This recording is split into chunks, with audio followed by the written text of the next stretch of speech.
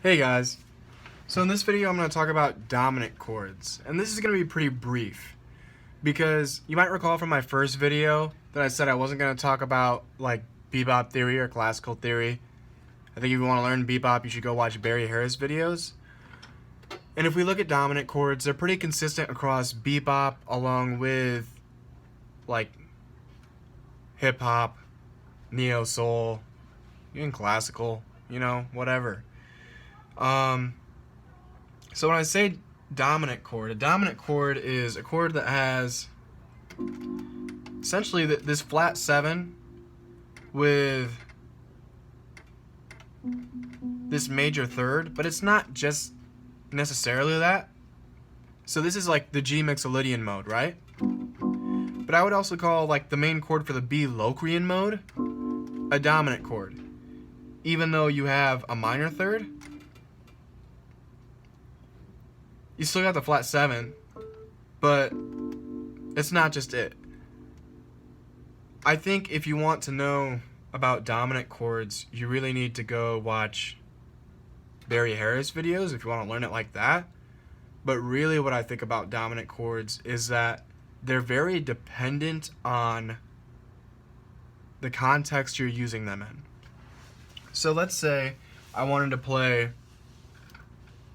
a blues in C. Well, then I'm going to use dominant chords.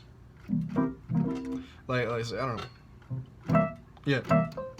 I don't even know how to play this.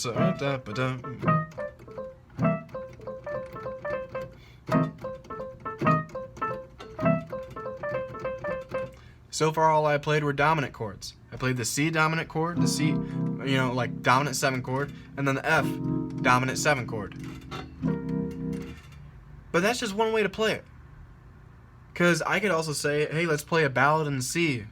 I play a C major chord, and the A minor chord, the D minor chord, and that there is a G dominant chord.